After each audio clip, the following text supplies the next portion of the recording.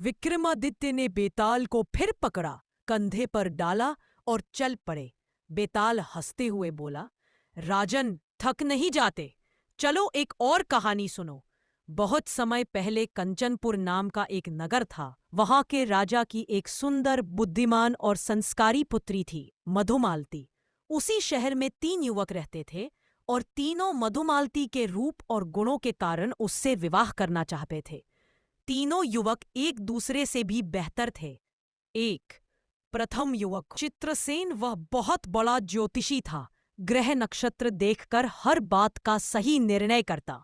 दूसरा युवक वीरभद्र, वह बहुत साहसी योद्धा था, जिसके सामने बड़े बड़े दैत्य तक कांपते थे।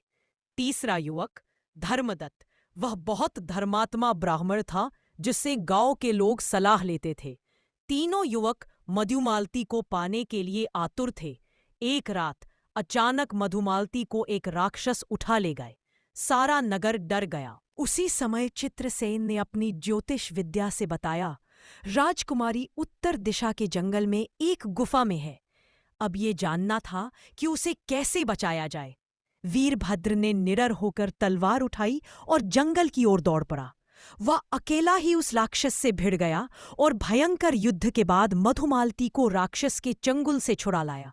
जब मधुमालती वापस लाई गई तो धर्मदत्त ने मंत्र पढ़कर उसका भय दूर किया, उसे सुरक्षित रखा और पूरे राजकुल के लिए पूजा करवाई। तीनों युवक कहने लगे, चित्रसेन, मैंने ज्योतिष से पता लगाया कि वह कहाँ है, इसलिए विवाह का अधिकारी मैं हूं। वीरभद्र, मैंने अपनी जान जोखिम में डालकर उसे बचाया, इसलिए मैं योग्य हूं। धर्मदत्त, मैंने ही उसकी रक्षा की और उसे शांत किया, इसलिए मुझे उससे विवाह करना चाहिए। सब स्तब्ध थे, कन्या किसकी होनी चाहिए? बेताल ने कहा, राजन, अब बताओ, इन तीनों में मधुमालती से विवाह का सबसे अधिक हकदार कौन है?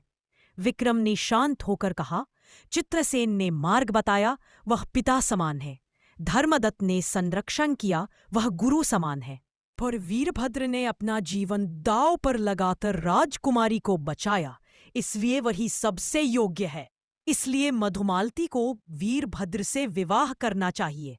बेताल बोला, राजा विक्रम, उत्तर बिल्कुल सही, लेकिन तुम बोले इसलिए मैं फिर से उड़ रहा हूं।